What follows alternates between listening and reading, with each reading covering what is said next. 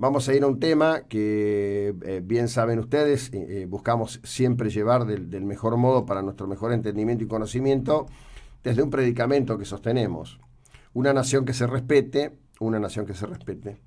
debe tener un ejército con capacidad de despliegue, una marina que pueda navegar en condiciones de defensa de la soberanía marítima y una fuerza aérea con capacidad de despegue y cobertura del territorio nacional. Para hablar un poco de esto y para entender un poco más de todo este tema, está Carlos Borda Betoli, editor de Zona Militar. Carlos, buen día, ¿cómo le va? ¿Qué tal? Buenos días, José Luis. Bueno, lo primero que quiero preguntarte, vi en la página de ustedes, en Zona Militar, una información que habla de una decisión que se habría tomado en el sentido de comprar un equipamiento, que cuando vi la información me pareció un equipamiento realmente mínimo, como es el cohete que le da la capacidad de eyección a los asientos de los Douglas A4C, de los que Argentina dispone, de los cuales un número importante está inmovilizado justamente por vencimiento de ese elemento del equipamiento del avión, ¿no? Sí, así es. Digamos, es un elemento que hace a la seguridad de la operación del sistema de armas.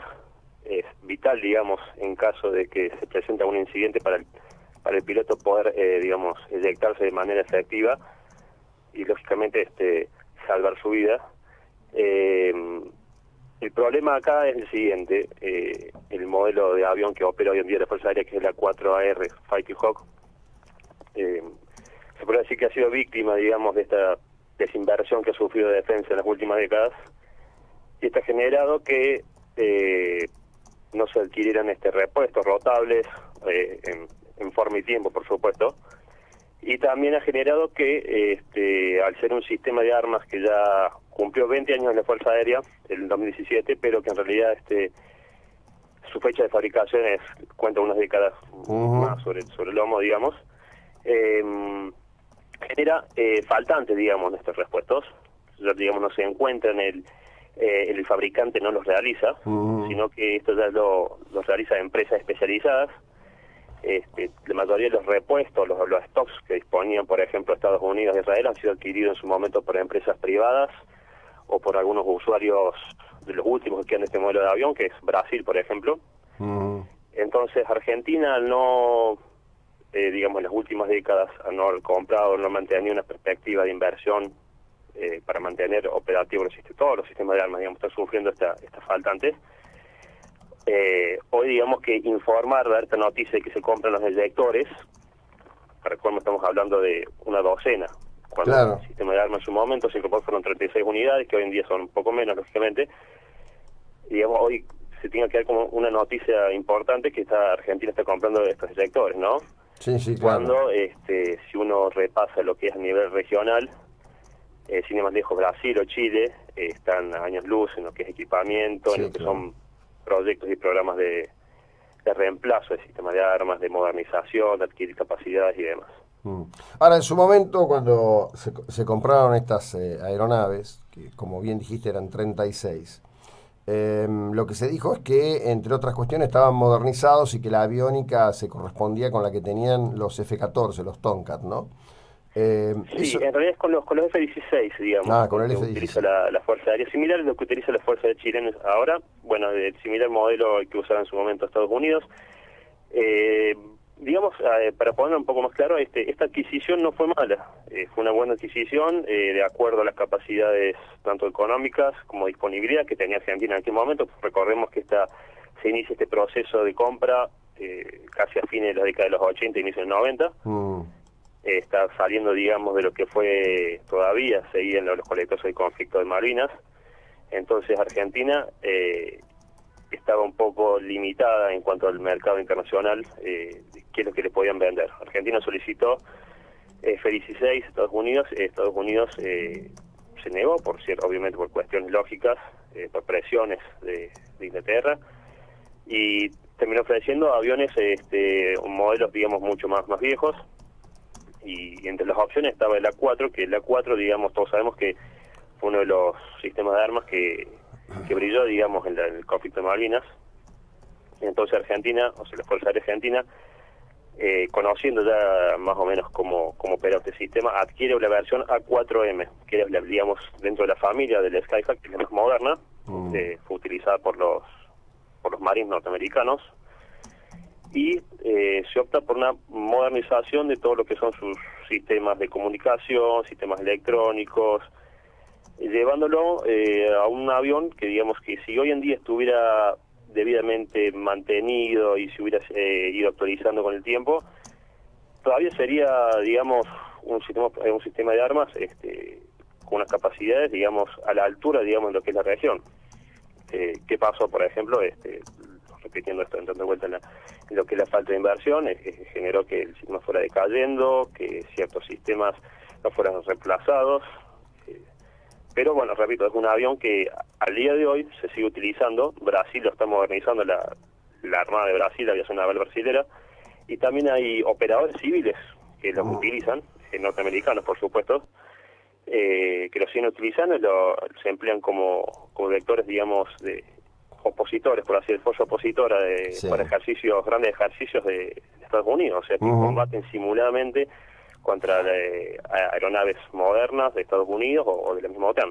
Bueno, de hecho, si bien creo que ya han pasado una cantidad de años que no tengo con precisión ahora, en una de las películas de aviones quizás más emblemáticas, que es Top Gun, en el entrenamiento que se hace, los aviones que utilizaban los que eran los expertos que entrenaban a los pilotos del Top Gun eran justamente este tipo de aviones, ¿no? Así es, precisamente, un avión que se caracteriza por su pequeño tamaño y también por ser una agilidad impresionante, lo que es el combate cercano, digamos, pese a que no fue diseñado para eso. Es un avión que fue diseñado para ataque ligero, operando desde portaaviones ligeros, precisamente de la Armada norteamericana. Estamos hablando allá de la década por el 50, las primeras versiones. Claro, claro. Entonces, ha sido un avión que ha demostrado, y sigue demostrando, mejor dicho, todas sus cualidades en ese sentido. Y que, bueno, lamentablemente, acá si se hubiera optado, digamos, no solo por seguir el proceso de, digamos, de actualización constante, porque lamentablemente lo que es la defensa de todos los sistemas de armas aéreos, no solamente aéreos, en realidad todos en general, exigen una constante actualización, claro, una inversión constante, con planes a mediano, corto y largo plazos, algo que, bueno, lo que ha sido la política de defensa argentina ha fallado, digamos, bastante, y hoy en día lo estamos viendo porque no solamente aqueja hoy en día a lo que es el Skyhawk en sí, al Fighting Hawk, perdón, que es el modelo argentino, sino, por ejemplo, a lo que ha sido la flota de aviones de ataque. Todavía, por ejemplo, los Pucará argentinos también hoy en día están sufriendo no solo esa falta de previsión, sino también, lógicamente, su vetuste, su gran cantidad de años en servicio, y hoy en día, por ejemplo, no tienen un reemplazo similar. O sea, hoy en día se lo están reemplazando con aviones Tucano, que son aviones de entrenamiento, aviones que estaban operando en la Escuela de Aviación Militar, y que no han recibido, digamos, ningún tipo de actualización para, digamos, ocupar la misión que realizan los Pucará. Hay algunos esfuerzos, lógicamente, dentro de la situación económica actual, se han incorporado, se siguen incorporando los entrenadores, por ejemplo, Texan, que son, digamos, de gama alta, la mejor calidad que se puede encontrar en el mercado, que están incorporando la Escuela de Aviación de la Fuerza Aérea. Se han incorporado helicópteros, se siguen modernizando los Hércules. Lamentablemente son 5 unidades de Hércules para lo que son las responsabilidades y obligaciones que tiene Argentina en toda su extensión. Es una flota bastante escasa, considerando que en su momento Argentina llegó a operar 14 unidades. Y bueno, lógicamente es así, digamos, se van tapando parches, pero acá el problema principal que sufren las Fuerzas Armadas en general es que se ha alcanzado, se podría decir, lo que es la obsolescencia de bloque. Claro. Esto significa que hay tantos problemas con sus sistemas de armas tan viejos que no han sido actualizados o modernizados, y que se están yendo de baja, y son pérdidas de capacidades constantes, y llega un momento en el cual no se puede, digamos, si se quisiera emparejar esa pérdida de capacidades o digamos, solucionarla, no se puede, o exige, digamos, una inversión enorme. Estamos hablando de miles de millones de dólares, y obviamente son programas que llevarían décadas. Y algo que, bueno, lamentablemente, como repito, y perdón por ser, digamos, repetitivo, es la política de defensa argentina en particular no se ha caracterizado por eso, por llevar una planificación a largo plazo. Bueno, ahí hay, digamos, un tiempo complejo que han sido los pasados 12 años con una visión cuyo objetivo central era la devastación misma de la estructura de las Fuerzas Armadas, ¿no? No, sí, sin duda, digamos, a los años, digamos, del kirchnerismo, que la verdad, no solamente, en cierto modo, digamos, significó una fecha bastante, años difíciles para las Fuerzas Armadas. También hubo, por supuesto, creo que todos lo pudimos ver, un destrato hacia las Fuerzas Armadas, que hoy, por suerte, digamos, en ese sentido ha cambiado un poco en lo que es el trato. Obviamente se nota un cambio importante hoy en día. Por ejemplo, las Fuerzas Armadas, el Ejército en particular, pueden, digamos, realizar actos en conmemoración, por ejemplo, de sus caídos durante el combate con el terrorismo. Las mismas Fuerzas Armadas están un poco más próximas, se las nota un poco más próximas a la sociedad, por así decirlo. Se ha querido dar de vuelta, dar esa integración que antes por ahí no se veía. Pero falta mucho en la parte política y en la parte de lo que es política de defensa. Eso falta bastante, digamos. Evidentemente está haciendo falta, digamos, un reordenamiento, entender prioridades y generar un marco de comprensión. Hay que decir que a poco de que asumió este gobierno, se había conocido un listado de requerimientos que Argentina estaba haciendo a Estados Unidos y se hizo una falsa denuncia diciendo que se iban a destinar $2.000 millones a la compra de material bélico. Te pregunto, ¿en algún momento se habló de una donación de Estados Unidos a valor de un precio simbólico de unidades del tipo F-14 que están en la Guardia Nacional de Texas? ¿Alguna vez se volvió a hablar de ese tema?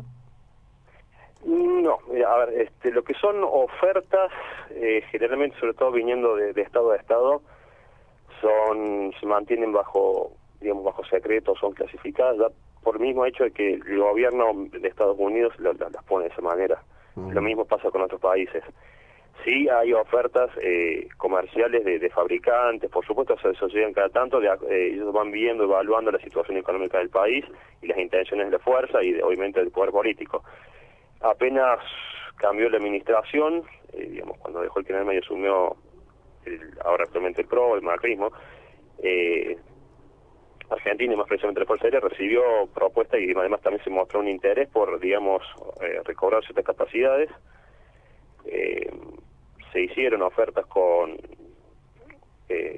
Italia y Corea del Sur, precisamente.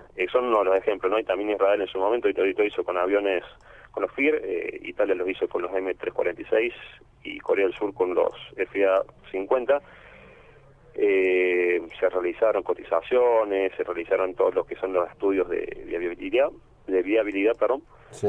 Y resulta, bueno, lógicamente se pasó la oferta final, pero lamentablemente no se llegó a concretar porque estábamos hablando de cifras que por ahí no son similares a los países europeos o lo que puedan invertir países del Medio Oriente, pero acá rondaban aproximadamente solamente para adquirir una docena de cazas ligeros, por así decirlo, 600, 700 millones de dólares.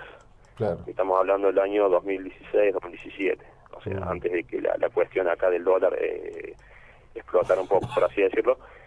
Y bueno, fueron planes que se mostró interés, la verdad había mucho entusiasmo por parte de los que realizamos acá lo que es la comunidad de defensa, del análisis de defensa, pero bueno, lamentablemente se fueron diluyendo por la lógica situación económica del país. Las propuestas de Estados Unidos llegan todo el tiempo, sobre todo sobre que son material excedente de ellos. Sí, claro. Generalmente se trata de vehículos, repuestos. El ejército argentino ha logrado incorporar una buena cantidad, digamos, obviamente sigue haciendo falta, pero ha logrado renovar un poco su parque automotor, en lo que es camiones de transporte, camiones, vehículos todoterreno, pero bueno, es como te digo, falta todavía muchísimo, y lógicamente lo ideal sería una planificación, porque el material va llegando un poco a cuentagotas, se van tapando, como te dije, se van tapando baches acá, allá, y con cantidades que no logran reemplazar lo que hay acá. Entonces se hace un poco complejo también para las fuerzas la planificación. Por ejemplo, ingresan 40 o 50 Hummer, ¿no? Los 4x4 norteamericanos Sí. tan conocidos, y lo ideal sería que al año siguiente ingresara la misma cantidad o mayor, pero viste, por ahí se retrata de eso y se demoran las entregas porque no se pueden pagar los fletes, porque no se pueden Qué pagar ridículo. los compromisos con Estados Unidos. Qué con el país ridículo. que uno- Bueno, Entonces, bueno, es parte, digamos, de la cierta falta de seriedad que ha demostrado, se viene demostrando a nivel general argentino en lo que es la política de defensa. desde ya. Carlos, gracias por la ilustración del tema. Seguiremos conversando. No, Muy amable. muchísimas gracias a ustedes. Bueno, Carlos Vettori es director de Zona Militar. Bueno.